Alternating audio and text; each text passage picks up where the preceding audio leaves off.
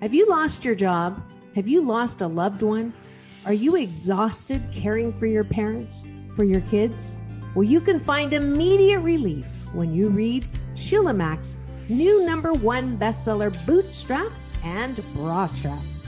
It contains the Boots formula to move from rock bottom back into action in any situation, especially right now. If life has knocked you down, pick yourself up with Bootstraps and Bra Straps. Get your copy at www.sheilamac.com today.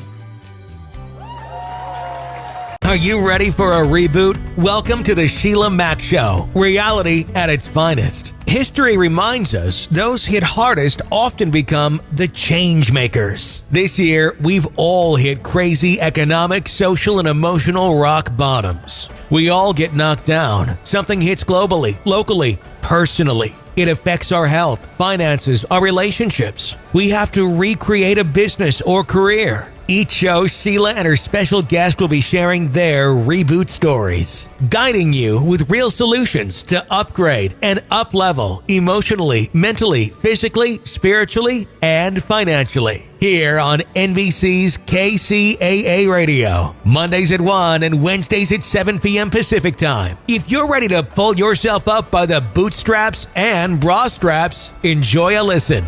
Here's Sheila.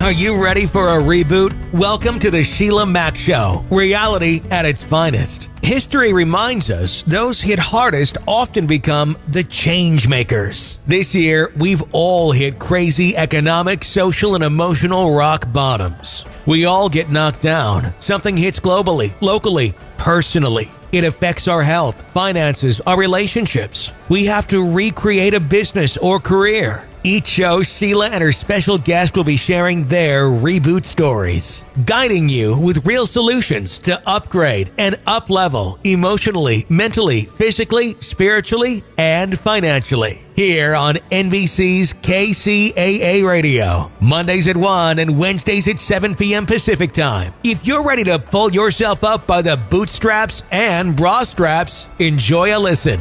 Here's Sheila.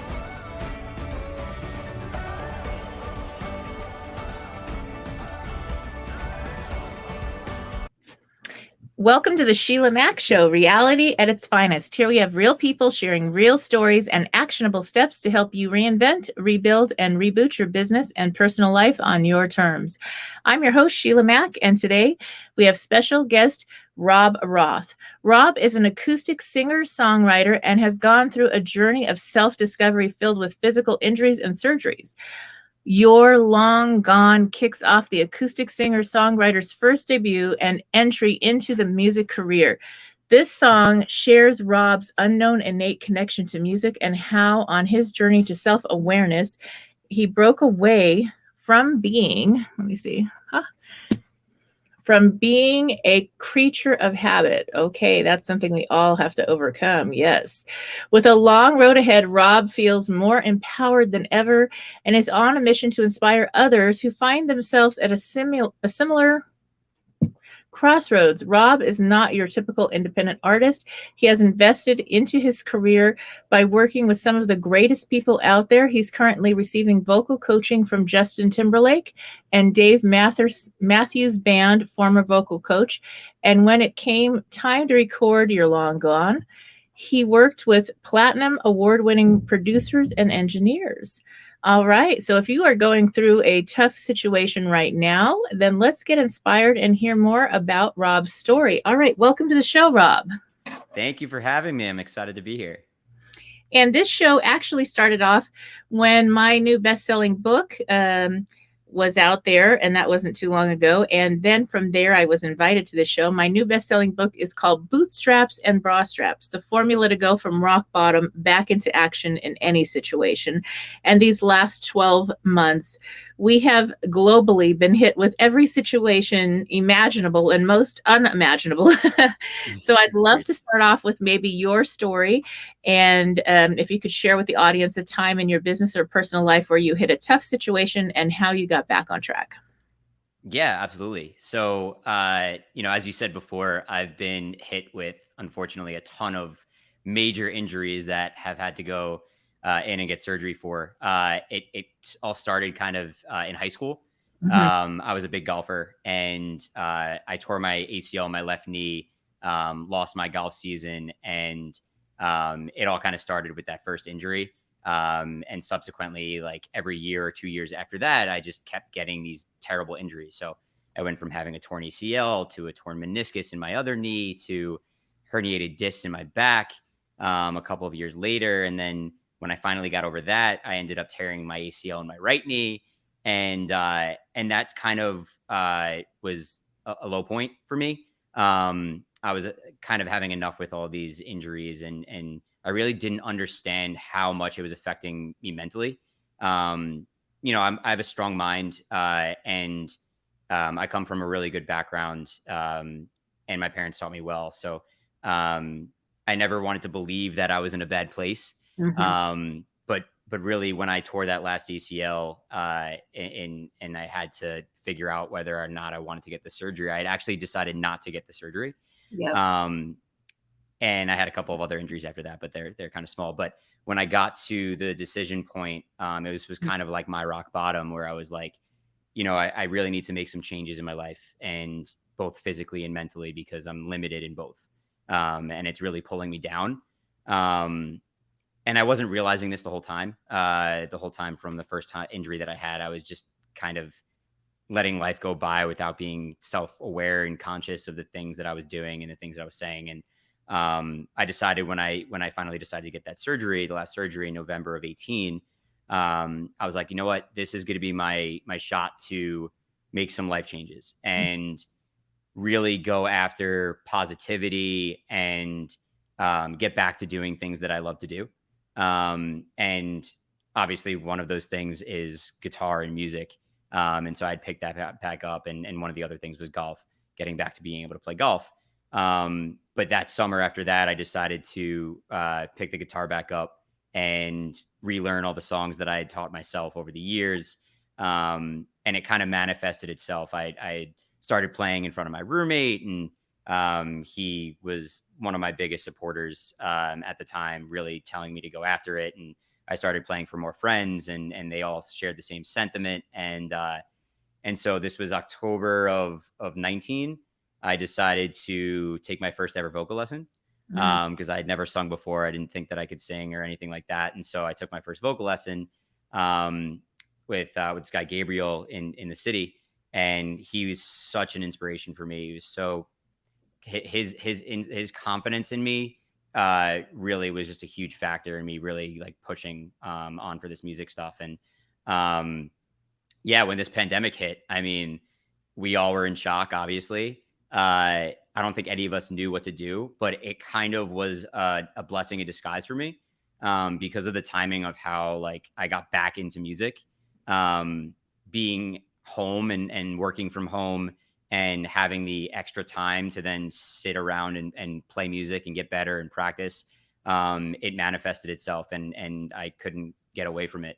And yeah, and so it kind of manifested itself across the year. I moved back into the city in November of this past year, a couple months ago, and I said to myself, you know what, I've never written a song before. And Thanksgiving week, I took 4 days, the 4 days of Thanksgiving break, and wrote my first songs, and it's gotten me to here. So I'm excited for what the future holds for me, because I know that there's a lot that I could do with this. Wow, that's wonderful. And for those listening in, I think that there's something to the fact that sometimes we're rerouted. Obviously, the pandemic rerouted all of us a little bit, but we're rerouted to what we're really aligned to be doing in this Yeah. world. And I know for me, I can go way back to when I was this young girl, 17 and a half. I just got a certificate at college, and I went for programming. And, it was like paying so well compared to everything else with benefits. And I was a young mom at the time. I was a young girl, but I was a young mom. And so I needed the job for my child give him health care. He was sick when he was born. He had issues. And so I did that. And the job, I worked extra hours. I was the only one that knocked on the door to get the job. Everybody that was smarter than me in class was afraid to go apply at JPL NASA.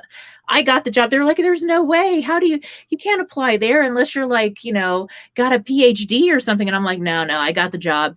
And, I had the carpal tunnel. I had pain. I was so unhappy. I felt like an old lady, sitting and programming when I'm a people person and I love people.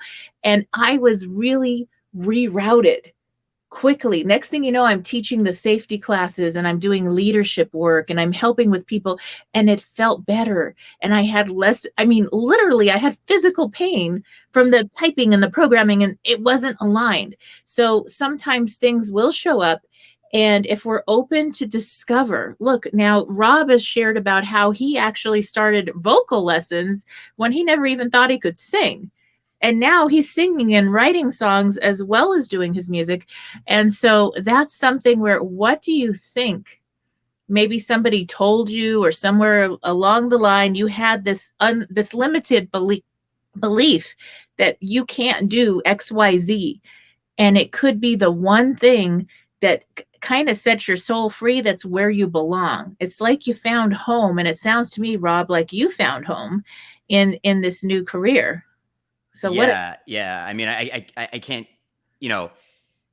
I can't tell you an exact moment or person that kind of brought me back into it. But what I know is that when we're talking about making those changes a couple of years ago, it really is about you. It's about the only person that's in your head and the thoughts that you tell yourself. And that's like the biggest reason why I am here, because I decided to make the positivity changes in my life. And because of that, everything thereafter kind of fell into place. So from my perspective, it feels like it starts within. It starts with you. It starts with how you see the world and how you see yourself. Because I didn't see myself in a positive way. Okay. So now for those listening in, maybe if you could share some of the steps that you went through on this, rediscovery, where I guess it was like kind of self-love and taking these different journeys to discovery of who you are and what you want to do. What did that look like for you? What were those steps? Yeah, I mean, it started off with the surgery. So a lot of it was the relentlessness of the recovery, and really just diving into it. I think what a lot of people have hard times with is really diving in and thinking of like a longer term period of getting to a better place, because it's not going to take a week and it's not going to take a month to be in a good place. Like I'm still on that journey, and I'm going to be on that journey the rest of my life. But the surgery and the recovery was a good helping piece for me, because it got me into that mentality of grind and see what you want to get to and work at it. And so it started off with that, and then, kind of getting back into the other things that I love to do. So like that summer after I had the surgery and I was kind of back to feeling normalish.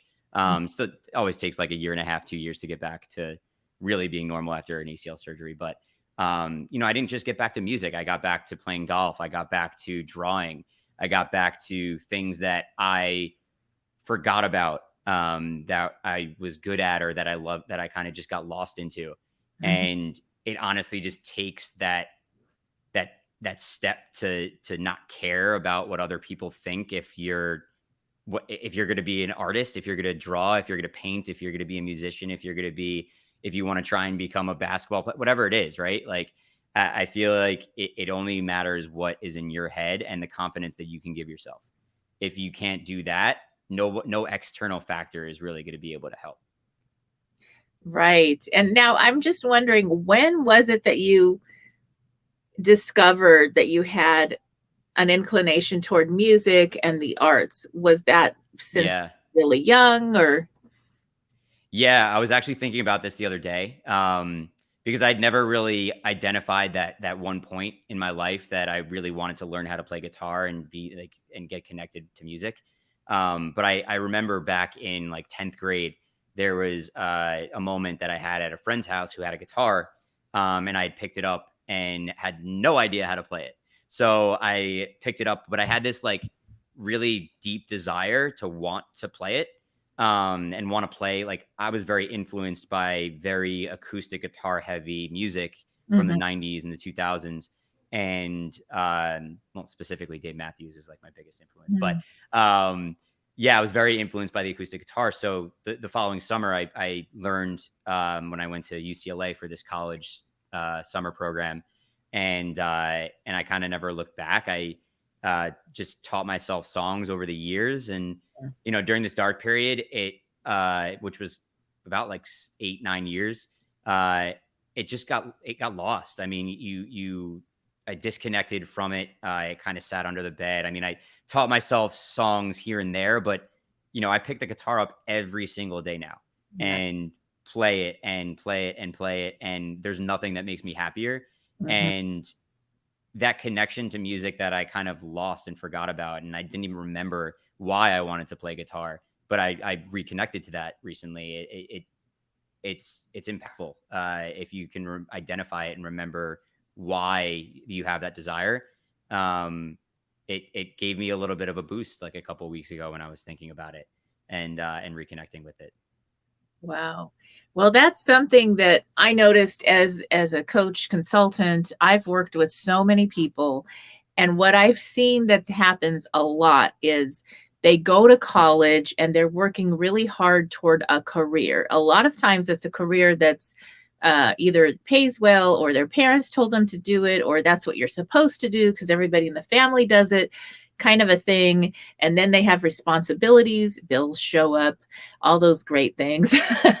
And they stop doing their passions, whether that's swimming or golf, singing. They totally stop. And a lot of times it gets even worse when a person gets married, because then they take on, then they have children, then they have a career, they have all these other things they're giving to, and they've lost themselves in the process. And the biggest healing step is always getting back to that, the passion and the truth, the essence of who that person is, those qualities that come out when you sing, when you do your art, when you do your golfing. That's where you're home. And that's like when you're in flow state. And when you separate from that, now imagine you're maybe not at the stage of having children yet. I'm not sure. Do you have children yet? No, I am single. Okay. So happily single, which is a good place. But imagine you raise children later in life, maybe way later, who knows? But and you've given up all your passions, and you're going to work to earn money, but you don't like your work. And there's nothing that's making you happy. You look at your children, and what do you want for your children? You want them to grow up and be happy. And yet, what are we modeling as adults? This has happened to many, many people. They model how to not be happy. This is like, let's all be unhappy and live this dream life. And it's like, and then maybe one day we'll retire and go play golf again and music. And then by then, maybe you're not well enough to do those things anymore. So it's like, I mean, that's the lyrics in my song, right? Like, oh my God, before, why?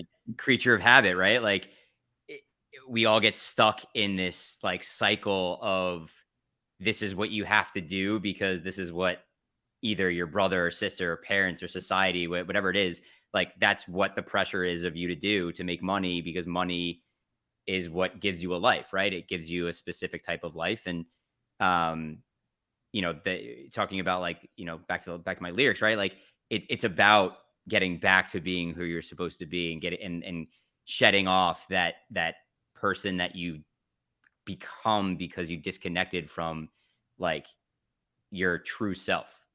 Wow. Right. Who you're supposed to be. And that's my, I have another song coming out that's going to be called Back to You. And that's like basically the theme of that is getting back to being who you're supposed to be. Yes. Yeah. I have not heard your songs. I did not know that song was about that particular song. And so how incredible. And that is the core of really freedom. Whether you're in a pandemic or a strange world or not, it doesn't matter if you are not in freedom, if you are living this other life of supposed to do's or shoulds to please everybody else, and you're not even happy. What is the point of all that? Yeah, I mean, yes, we have to make a living. We have to pay the bills, but we can do that when it's aligned to our values and it's aligned to who we are in our essence. Everything shows up and it's easier. We don't have all those redirects. Those situations that keep happening that cut us off are really trying to, I believe, now this is just my belief, it's like the universe is like, no, you're going down the wrong road. You need to go back to where, go home to where it feels like home, where you're in that flow state. Why are you going there? Because everybody else is going there. That's what we're supposed to do. The things that you mentioned, talking about your values and what you want out of life, right? That all starts with self-awareness, right? If you're not making decisions every day, if you're not seeing what you're doing and what you're saying and doing things with a purpose, like you're going to be doing things for other people. You're going to be doing things for what other people want. And if you're doing what your boss wants, or you're doing what society thinks you want, or what your parents think you want, you're never going to understand what your purpose is and what you're supposed to be doing. And it kind of all comes, like you were just saying, once you get into that better mindset, it starts to come to you, whatever that is. So much. So true. I mean, I had a client that was really into horses, and she rode horses and she trained and she did all these things with horses. And then she got married, and then she stopped. And she had all these kids, and she didn't do anything to do with horses anymore. And then she had the story of, well, I can't because I don't have money. I can't because all these stories. Well, the minute we got her to go back, she found a way to actually volunteer at a horse, I guess a horse place near her, a school or something. She actually, now this is wild, her children fell in love with the horses. They had the same passion. They started getting the riding lessons for free. She ended up working there, getting like 5 times what her other salary was, and bringing her children into what is part of them and what is part of her. And she's never been happier. And it didn't really cost her. She's actually getting paid to do what she loves. It didn't cost her anything. It brought so much life to her family and happiness. And it was simple. It was just giving herself permission to go do what she had to stop because she was supposed to grow up. I say we never grow up. The heck with it. Don't grow up and don't ask for permission from other people. Right. Yes. It's only yourself that you need to ask permission from. Is it right for you? And that's it.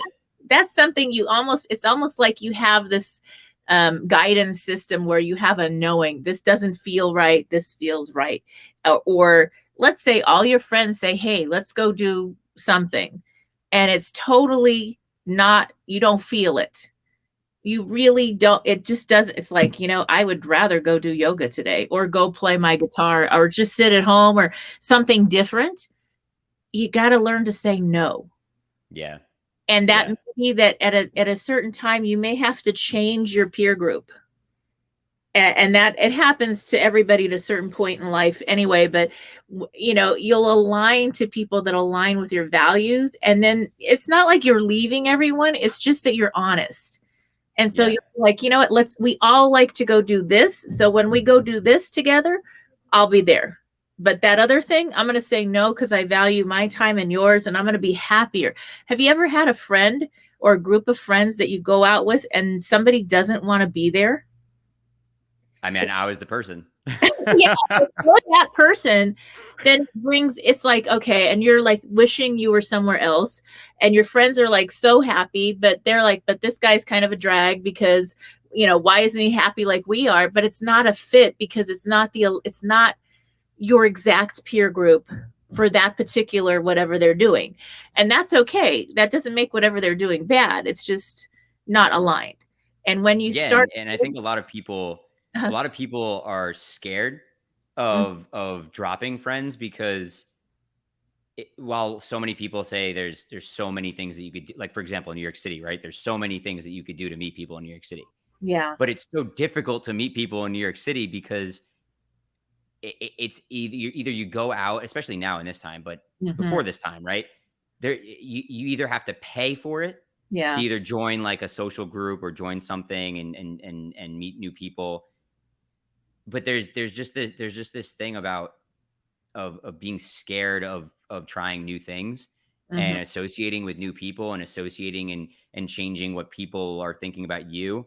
And because who you hang out with and who you're around kind of gets attached to who you are. yes, And so I know from my experience, I was always afraid to not be a part of this group, or I had, people call them FOMO, of not going out at night and going to clubs or like whatever, because I wanted to stay in, or I don't necessarily like going out and drinking, until I'm drunk and like that kind of stuff. So from experience, it's one of those things where it's like, you know what?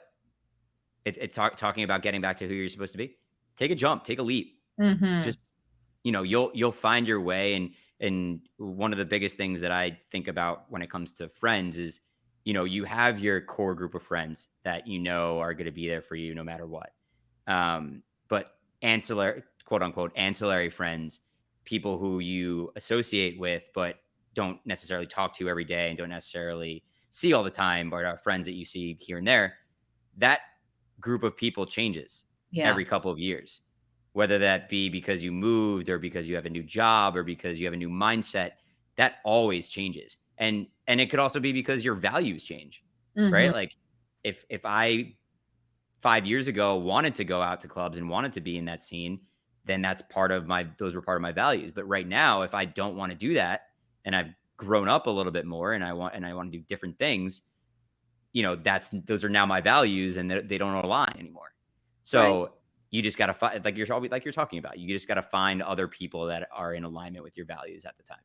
Yes, yes. And I know for me, my main home is in Beverly Hills. And so for me, you can go out, it's like adult Disneyland in Beverly Hills. I mean, you can network, you can do business, you can go to clubs, you can go, to bars if you do that, but it's like very upper class, I guess. I don't know. And people will take you out every day. You can go out and meet people, and I knew everybody in town, and I still do, but with the pandemic, we don't get to do that. And so it really changed. And I tell you, when I wrote my book, I had to say no. And I said no. So I was like, I'll go out 2 days a week. And it's to business functions. I don't drink because I never could. I have sugar issues, so I can't. So it's been a real gift. I've saved millions of dollars probably. and I'm never going to be an alcoholic because I don't drink. And so it's cool. I'm the designated driver before Uber. And so that's it. But really, honestly, I had to say no so much that people stopped calling and asking me out. They were like, oh no, Sheila's going to say no. And I was like, it's okay. And then they would come over to the house and they would visit me there, and we'd do this. They would just come to the house. And that's how we did that, because the only way to get a project, like a passion project for me, my book was, it's going to help a lot of people. The goal was it's going to reach a lot of people that are going through tough situations and get them back on track and give them lots of free resources and this and that. It was a heart project. And there's no way that I could go do all that fun stuff and get the project done. Yeah. And that's Absolutely. it. That's it. To write a song, to get your songs out there. This is like a book. It's like it's a big project. How long did you take, and what was the process for that, for those listening in that are getting into music? It's interesting. I think I have a different path than most artists. I like I said, I'd never sung before October of 2018, and I'd never written a song before our Thanksgiving a couple of months ago. I don't think for me the time that it takes to write a song and put it together, that it takes as long as you might think. I kind of just have this feeling when I'm writing something, and what I notice with the lyrics is they're very connected to the emotions that I've gone through recently, which is like the whole mental change and letting go of who I was. And I think it was kind of therapeutic to kind of write it on paper. Yes. But even more satisfying to go into a studio and like hear a finished product of what I just did in a matter of a month and a half. Um, you talk about you wouldn't have been able to get it done had you not dropped going out with these people or going out partying or going out networking, whatever it was. Had it not been for the pandemic, had it not been for this period of not being able to go have dinner with a friend, right, out at a restaurant because there's no indoor dining in New York City, right? It really made me sit down and just dive right into it. I sat there from Wednesday night before Thanksgiving through Sunday morning.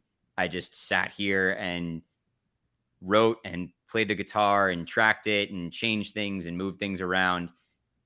And, I don't remember exactly where I got this from. I know somebody had told me this, but the biggest thing for me with writing, which I had never been a writer. I was always math, and my day job is finance, and like that's where my head usually is. I had never been like into English and reading books and all that stuff, but one of the biggest things for me is the emotion that the lyrics can convey.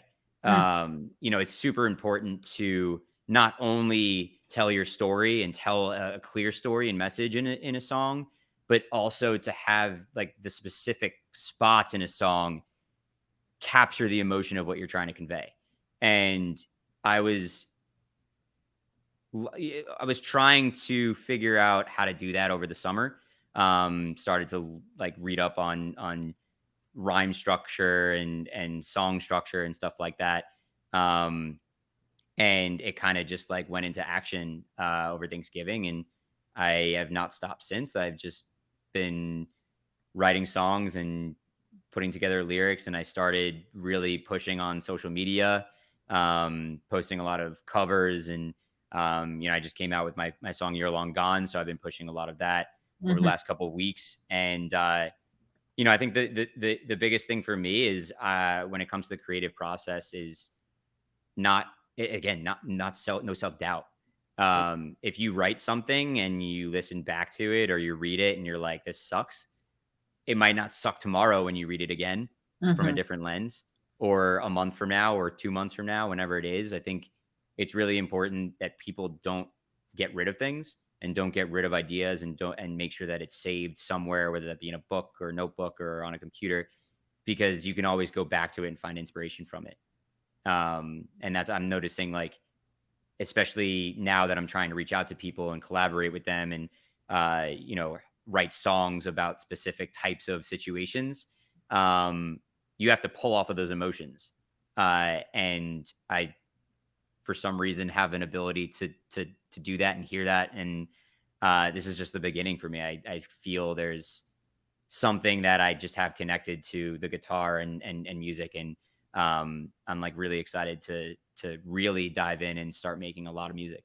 And I think I love the fact that your songs are speaking to important issues that I think everybody goes through, or it's almost like reinventing yourself and rediscovery and deciding who you really are and how you want to live. And I think that this year, I mean, it's the Chinese New Year. We just had that. It's the year of the ox. It's the year of deciding what direction we want to go and working toward those goals. And so we have to put in some work to rebuild our world. A lot of us have been out of work or had less work and this and that. So it's a great time to discover what you really want. I mean, was that other job even aligned with what you want for your entire life? Now's the time to rebuild on Well, your. I can tell you the previous jobs that I've had were not. Right. Like I finance is just kind of my background, right? Had studied finance in college, and that's just by trade of what I had learned. And you know, I'm good at it, and I can make a living off of it. But music is just this special thing in my life right now, Yeah. and I don't want to let it go. I That makes love that. I love that. And that's going to make Yeah. all the difference.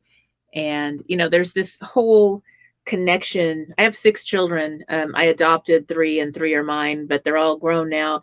And there's a connection to music and math. Believe it or not, there's a huge something in the brain, the way we study music and learn music and the way we learn and study math are the same, which is really, you wouldn't think that, but it is. So there's a huge Yeah. connection there. And There's, you know, when you think about the music, and talking about math and whatever, when you're composing a song, right?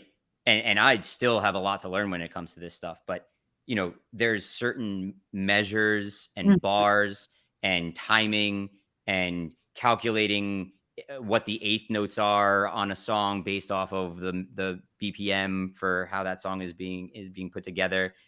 There's a lot of math involved with it, right? And I guess when you're talking about, you know, producing songs with sounds and you're connecting the levels of what each sound should be, right? When it comes to math, and you're talking about there's a connection from math and music, math is essentially the same thing. You're calculating what the right outcome should be, right? And that's kind of what the science of writing a song is you're calculating what sounds good, what sounds good lyrically, what sounds good melodically, rhythmically, what instruments need to go into the song to make it sound the best.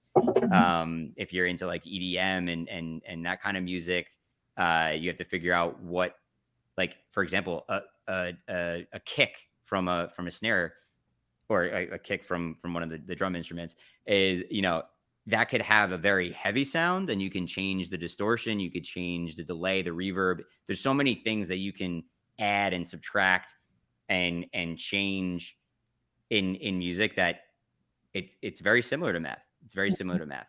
Math, there's a little bit more of a exact answer when yeah, it comes to your solution. With music, you kind of have to find it. And there's not always a right answer.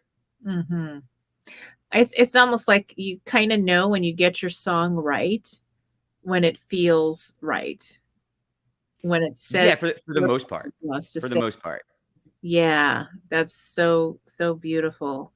But I And think that's actually an important message, I think, when we're talking about, you know, the message of the song, getting back to being who you're supposed to be, and shedding your own skin, and like the old me is gone, is that like you really need to kind of just not worry that it's perfectly there, yeah, that you're perfectly at the end game, that you're perfectly, that everything that you've been building or working for or not working for is exactly what you're looking for. If mm, you know that you want something, if you know that you're almost at a step to reach a goal, change the goal to make it better, because that's only going to push you more to get further. And if you limit yourself, by saying I only can make it to this point, and then you're almost there, and then you're like, it's good enough, you don't make it, right? You don't take that's the hardest part, is this little piece at the top yes, to get to the end, to get to the goal. It's yes,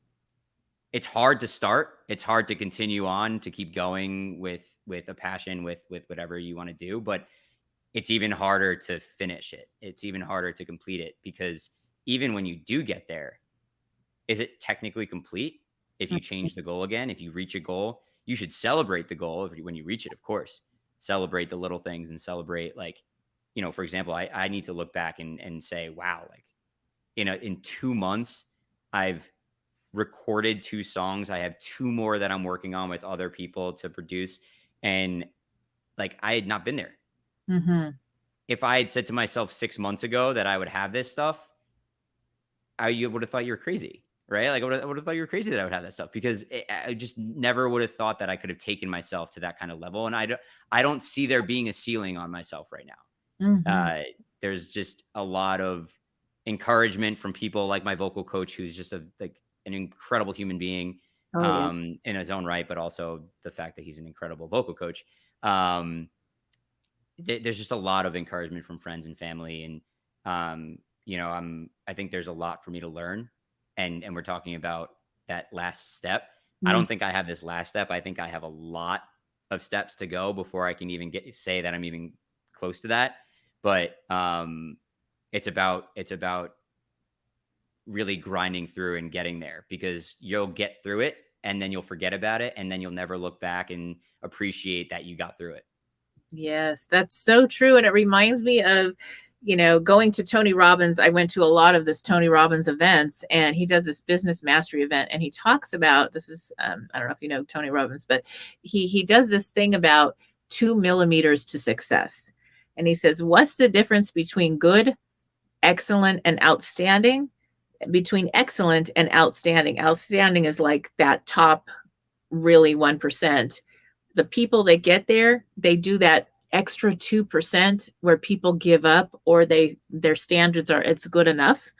And that's the difference. And we feel like it's really far away, but actually a lot of times it's so close. And the thing is that when we get really close to it, it feels difficult, like obstacles will show up, and it's that glass ceiling. It's that you've got to break through that. And once you get there, you get everything, and Yeah. that's the difference. And it's that decision. Or another one is Napoleon Hills, and it's I think it's 3 feet from gold. So it's like that, just that little bit more before you give up. And maybe you have to course correct for a minute, because we're still in this very interesting pandemic time, universal pause. So it may be that, you have to roll up your sleeves and go earn some money to get food on the table, or do something different than your passion full time. That's okay. But never, never give up. Just know you are so close. It may be a moment that you have to do other things, but you can still say no to the outings or whatever we have to anyway, and work on that one passion that's going to be your truth and life on your terms. That's incredible. Yes. And that's why it's so difficult, because there's no roadmap for that 2%. Mm-hmm. There's many roadmaps to get yourself to start and working and get working on things, right? You can follow guidelines, but there's no one that can tell you how you're going to get over the hump of that 2%, how you're going to get there. It's only you that can give yourself that confidence and give yourself that roadmap. Mm-hmm. So true. And now, where can people listen to your music or download your new songs? How does that work? Yeah, absolutely. So it's on Spotify. It's on Apple Music. It's pretty much on all the streaming platforms. Title, just search for You're Long Gone from Rob Roth, and you can take a listen. And coming out with Back to You on March 11th. So that'll be out in a month as well. And that'll be on all the streaming platforms as well. You can find me on Instagram at Rob Roth Music. If you like covers of like 90s and 2000s pop rock punk music, you'll enjoy that. And I'm trying to expand my horizons a little bit as well, show a couple of other talents, but we'll save that for the Instagram. All right. Well, thank you again for being a guest on the show, Rob, and we will look for your music and listening to more of your great messages.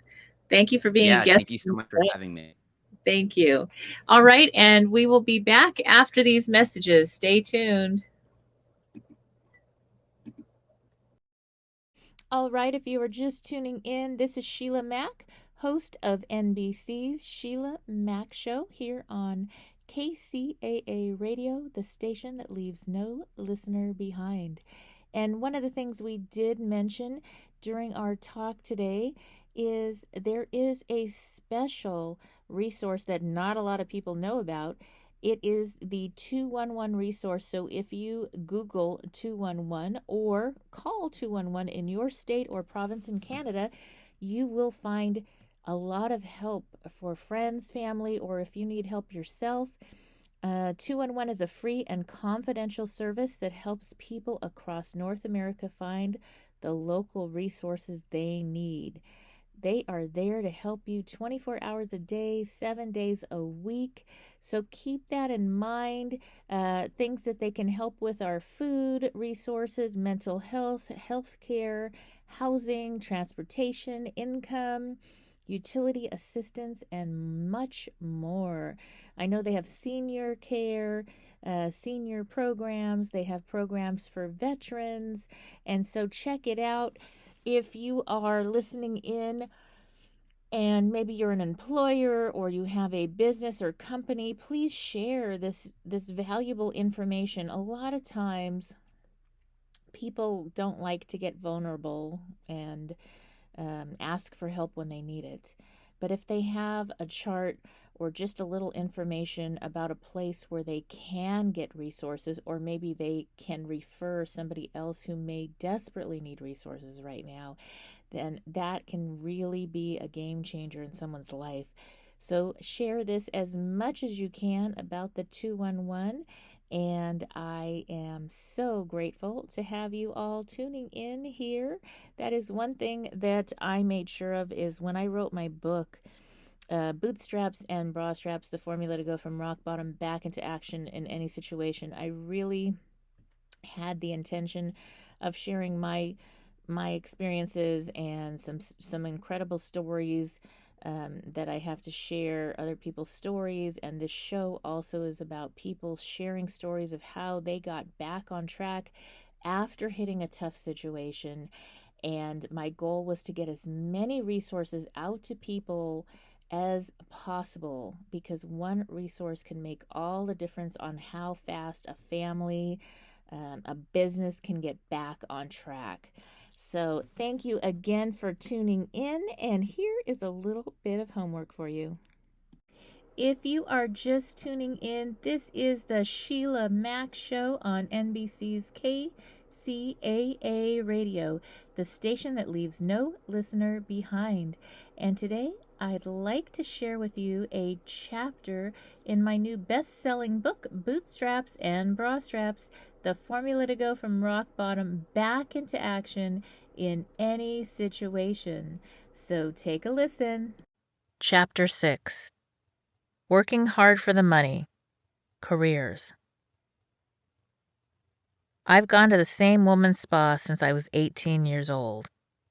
I first saw this oasis called Sheila's Spa in a magazine my dear friend Julie gave me when I was in a holding placement camp awaiting my emancipation hearing. That story to come too. Before I'd ever heard about vision boards, I cut out that article and put it on the wall over my bed. I told myself one day I know I'll go to Sheila's Spa. It even has my name on it. By the time I was 18 years old, I was working at JPL and starting to sell things at the swap meet on the side. Finally, I was able to afford to go on my first trip to Sheila's Spa, although the owner Sheila Clough renamed the spa the Oaks at Ojai. Every single year since, often 2 or 3 times a year, I would stay at the spa, sometimes for a month or more. When I first started going, I could only manage to pay for a 3-day weekend pass. I worked from the spa, running my business and enjoying the retreat. Sometimes I'd help out with a couple of classes or with a program as my way to give back. I came to know all those beautiful ladies from around the world. It was a woman's community, a safe place to just relax and connect. This was truly my second family, and I have so much gratitude for the Clough family and all the people who helped create the spa environment I called my second home. The spa was opened for more than 45 years until it was caught in the Ventura fire and sustained so much damage that they had to permanently close. Until that day, it had been open 24/7. They literally hadn't closed their doors until the fire shut them down. Some of the employees had worked at the spa since it first opened its doors, the only job they'd had for the bulk of their adult lives. It was a beautiful place to work and became like a second home for those employees. And just like that, it disappeared. Everybody in the whole community lost their jobs, not just the spa, but other local businesses that depended on the people the spa attracted from all over the world to stay in their little town. Some of the employees had to relocate, and obviously, this wasn't planned. They all lost their income very suddenly, unexpectedly, and dramatically. They couldn't see it coming or make other plans. After December 2017, all the women working at the spa had to reinvent themselves, start over, and rebuild their lives. From shift to gap. Not all career shifts are as dramatic as the one those women were thrust into, but most women will experience at least one career shift at some point in her life, if only as she moves into or out of the workforce. Different career shifts may occur at different stages of life. Becoming a mom and having to pull back or take time off from the workforce, moving back into a workplace after a considerable amount of time off, where you may be dealing with a lot of changes, or confronting retirement. You may be moving from full-time to part-time, or the other way around, or even going from paid work to volunteer work. Whatever shift you are making, you are unlikely to find an even playing field. Statistically, women get paid less than men. In 2017, the U.S. Census Bureau determined that women working full-time, year-round, earned only 80% of what their male counterparts earned. That's a pretty big gap. It's better than it was, but we still don't command the same salaries that our husbands, boyfriends, fathers, and brothers do. We're stuck with that. We're changing it, but in the meantime, it's a reality, unfair as it may be. Because the deck is still stacked against us, we women often have to work even harder to support ourselves and our families. In this chapter, we'll look at ways you can close that gap as much as possible, including learning how to find your soul calling, supporting your career with education, volunteering, and being prepared for the multiple career shifts most women go through. What is your soul calling? When you have a change in career, whether it's a conscious choice to work less, a forced choice because your employer is downsizing, or you're making the shift toward retirement, the change is an opportunity to redirect your life and say, now it's going to be on my terms. That is the time to follow your passion, or what I call your soul calling. Figure out the other things you can do. Evaluate your talents to see what you're good at and where you can make money. You might have a passion you want to pursue, even if you made your money in another industry. If you're open to the opportunity, your soul calling can redirect you to something that is so much better than the job you didn't like, that you only did for the money. I'll show you how to determine what your soul calling may be in the activity at the end of this chapter. Everybody has a talent. When you follow your talent and mission to help people, you will experience a kind of pull or draw toward activities that utilize your talent. It's almost like you can't not do it. You keep finding yourself using that talent. It just comes out. You can't keep it locked up in a box. We all wear different hats and work in different careers, but the strong talent that is your driving force is your own. When you're doing it, you could do it for free. Sometimes you are doing it for free because that's how it shows up. You're not going to be able to get away from it. You can pretend. You can try to do something else to make money. Maybe that pays for the moment to pay your bills, but in the long run, you'll be continually drawn to your purpose. That feeling of being drawn towards something means the activity aligns with your core values and your life purpose, the vision of who you are. It's the shoe that fits your foot. When you enjoy what you're doing, you think, they're going to pay me for this? That's awesome. I have a client named Lady whose husband surprised her by asking for a divorce. He came home, said, I'm in love with someone else, and he was done. One day, everything was fine, and the next day, he was gone, leaving her alone with her 3 kids. She was caught totally off guard. When she came to me to figure out what to do next, we looked at her skills, past experiences, and different options. Lady told me how, when she was a young girl and teenager, she took cake decorating classes, and her cakes won prizes and awards. She made beautifully decorated cakes that looked like famous people or Disney characters. She would sell them to her family and friends who wanted fancy birthday cakes. Sometimes Lady would bake these cakes for free and give them as gifts for the holidays because baking is her passion.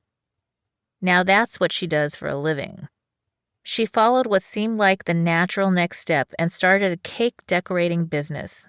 Lady works out of a professional kitchen baking sugar-free, gluten-free cakes for the health-conscious and regular ones for people without dietary restrictions. And the sugar-free ones cost even more than the regular ones. She's super happy, but she had to be resourceful and go back to her own skills. She probably wouldn't do so well designing a house, for example, but she can decorate a cake. After the divorce, Lady didn't have the option of not working. She had kids to take care of and bills to pay. Now she's blessed with being able to finally live her passion. She was able to take back some of her power, to make a choice about what she does instead of letting that situation dictate how her life was going to go. She's in charge of what her career looks like. Back to school. Sometimes you may need to supplement your experience with additional education before you can pursue your dream career. While I was working on the revisions of this book, I took some time off to go out to dinner. The restaurant was pretty empty, so I struck up a conversation with the hostess and waitress, who turned out to be two amazing ladies. Both Stacy and Judy are single moms, raising their children on the wages they earn at the restaurant. Stacy confided that she had her first child when she was a child herself, at the young age of 16. She never graduated high school. Now at 48, she's a mother and grandmother, working 2 jobs and dreaming of someday earning a college degree somehow. When Stacy took her break, we got out a piece of paper and worked through the REBOOTS formula. Thanks to raising kids and helping out in school offices for many years, I had some really good news for Stacy. Just because she dropped out of high school didn't mean she had to start all over in order to get a college degree and find her dream job. The best route for anyone in this situation is to go to the local community college. The counselor there can walk you through ways to take college courses or college-level examination program CLEP tests, which allow you to take exams to earn college credits. They may even be able to help you get both your general education and high school credits at the same time. Most colleges even offer free tutorial centers. It may take a few extra years to catch up, particularly if you can only go part-time while you're working, but each class is a step toward achieving your dreams. Until Stacy and I talked, she thought it would be impossible to ever go to college. She promised to keep in touch and even invited me to her graduation. I'll be there with boots on. I have Mastermind live weekly courses, and those are available at SheilaMac.com, SheilaMac.com. I have to let you know something, just between you and me. This book is not one size fits all, just like a pair of boots or a bra. So the formula is designed to help you through any situation. Up for you to grab a copy of my new best-selling book, Bootstraps and Bra Straps, the formula to go from rock bottom back into action in any situation. It is now available on Audible, as well as on Amazon and Kindle, and at www.sheilamac.com.